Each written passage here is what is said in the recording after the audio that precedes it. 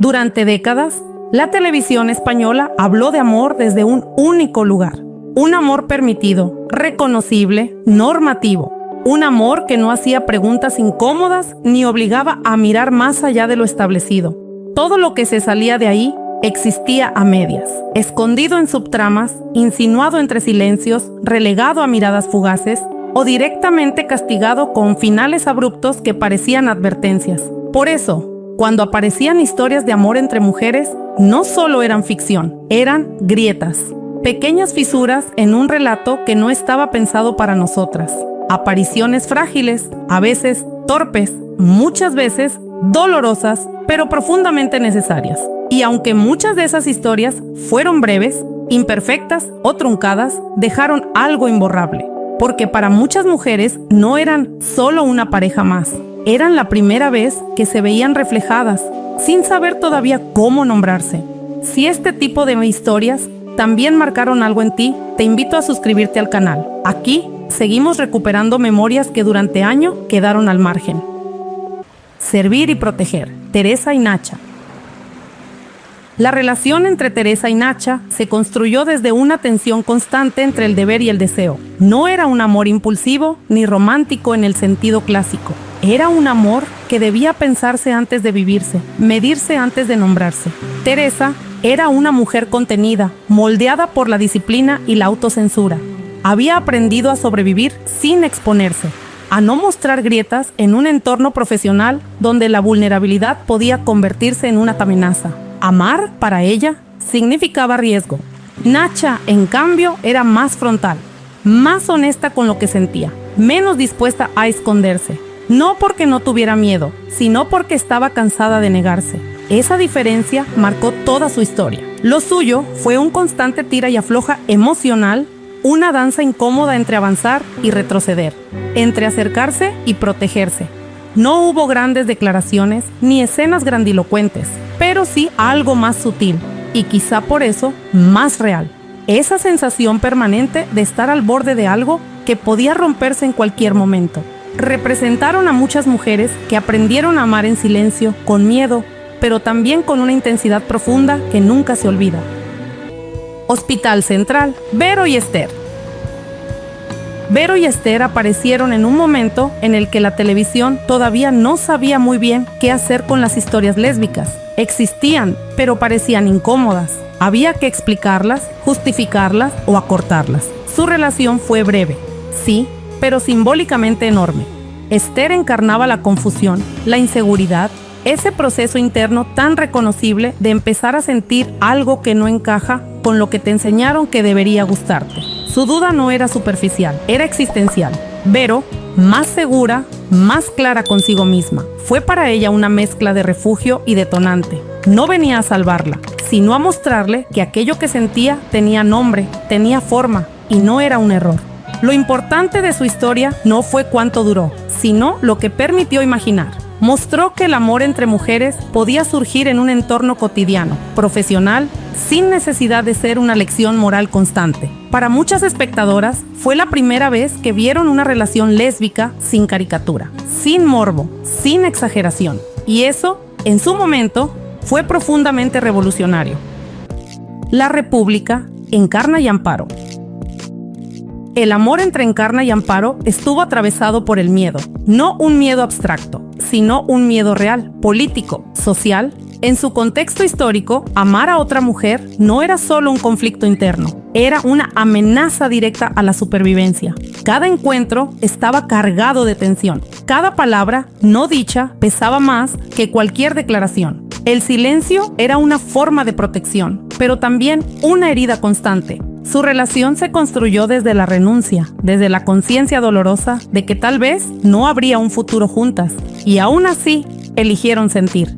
Representaron a todas esas mujeres que amaron en secreto, que se reconocieron en miradas fugaces, que entendieron que a veces amar no era avanzar, sino resistir. Su historia dolía porque no prometía finales felices, dolía porque era honesta, porque nos recordaba que hubo generaciones enteras para las que amar significaba esconderse. Médico de familia, Diana y Aoba.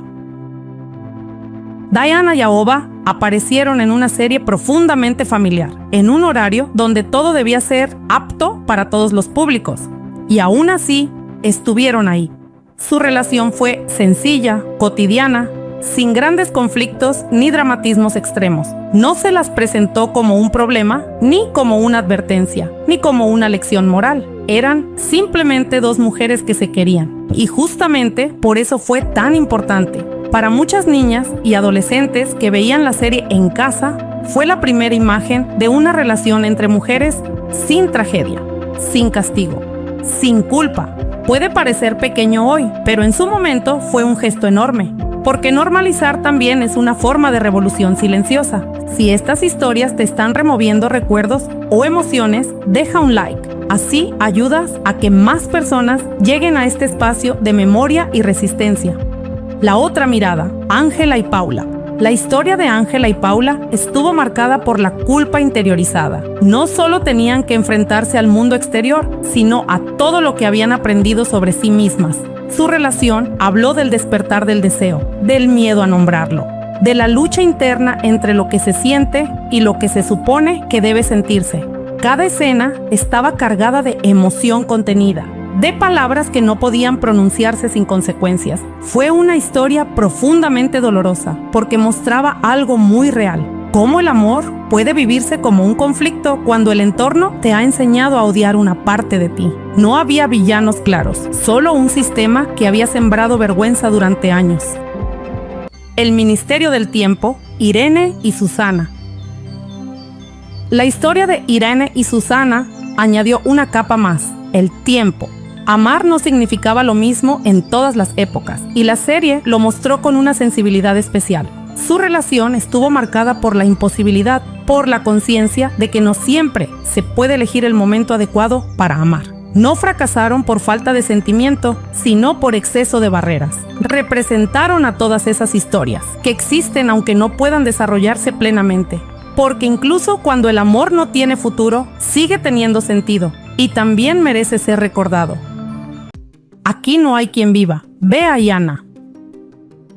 Bea y Ana marcaron a toda una generación casi sin proponérselo. En una comedia exagerada, ellas eran sorprendentemente reales. Discutían por la convivencia, se reconciliaban, se apoyaban. No eran una subtrama trágica ni una rareza exótica. Eran una pareja más. Y eso fue lo más revolucionario que pudo hacer la serie. Para muchas mujeres, Bea y Ana fueron la primera vez que vieron una relación lésbica tratada con humor, con naturalidad, sin castigo. Un espejo inesperado, pero absolutamente necesario. Cuéntame en los comentarios cuál de estas parejas te marcó más o si hay alguna que crees que merecía estar aquí. Este canal también se construye con tu memoria. Estas parejas no solo contaron historias de amor, contaron procesos, mostraron miedos, culpas, silencios, valentías pequeñas y enormes. Algunas quedaron incompletas, otras apenas tuvieron espacio para desarrollarse, pero todas dejaron algo sembrado. Gracias a ellas, hoy podemos exigir más, no como un capricho, sino como una consecuencia lógica de todo lo que ya se sostuvo con esfuerzo y silencio. Porque esas historias fueron el inicio, no el límite. Fueron el primer paso en un terreno donde casi no había huellas. Y precisamente por eso nos dieron la autoridad para pedir algo mejor. Más tiempo en pantalla, para que los amores entre mujeres no existan solo como paréntesis, como experimentos breves o subtramas prescindibles. Tiempo para crecer, para equivocarse, para transformarse. Tiempo para que las historias respiren y no tengan que justificarse a contrarreloj. Más profundidad, personajes complejos, contradictorios, imperfectos. Mujeres que no estén ahí solo para representar, sino para vivir. Historias que no se queden en la superficie del descubrimiento o el conflicto, sino que se atrevan a explorar el deseo, la intimidad, el desgaste, la ternura y también la oscuridad. Más diversidad, porque no hay una sola forma de amar ni una sola manera de ser mujer. Queremos ver distintas edades, cuerpos, contextos, identidades y realidades. Queremos relatos que no repitan siempre el mismo molde, que no reduzcan lo lésbico a una única experiencia. Más finales dignos, no siempre felices, pero sí respetuosos. Finales que no castiguen, que no borren, que no usen el dolor como única salida narrativa. Finales que entiendan que existir ya es suficiente, que amar no debería ser una condena. Exigir más no es olvidar el pasado, es honrarlo. Es continuar el camino que ellas empezaron cuando casi nadie miraba.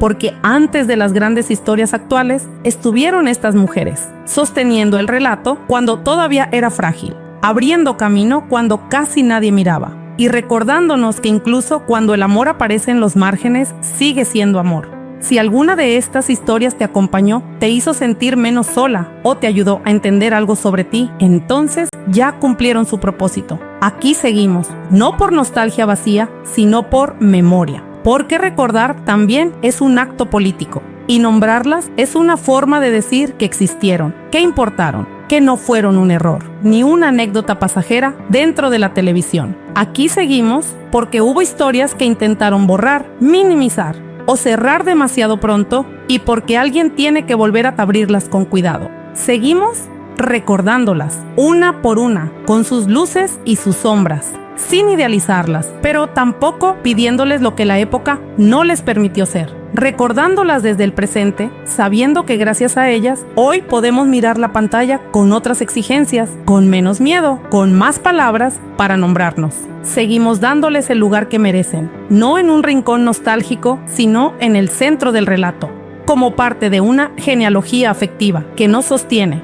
Porque esas mujeres, esos amores, esas miradas que duraban segundos pero lo cambiaban todo, construyeron un camino cuando todavía no estaba marcado.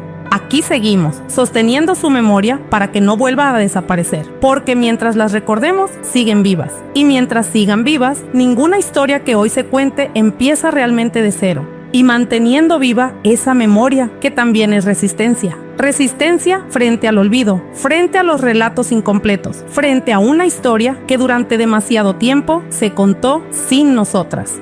Porque recordar no es solo mirar atrás, es negarse a que lo vivido se diluya, es sostener aquello que intentaron hacer pequeño. Esa memoria es resistencia, porque nombra lo que fue silenciado, porque devuelve dignidad a historias que existieron en los márgenes, porque conecta a quienes amaron en secreto con quienes hoy pueden amar un poco más libres. Es una memoria hecha de gestos mínimos, de escenas breves, de palabras que quizá no se dijeron en voz alta, pero que dejaron huella. Mantenerla viva es un acto de cuidado, es decir, esto pasó, esto importó y sigue importando. Es entender que cada historia recordada ensancha el presente y protege el futuro. Porque mientras esa memoria siga circulando, mientras siga siendo contada, compartida y sentida, el camino que otras abrieron no se cerrará jamás. Gracias por quedarte hasta el final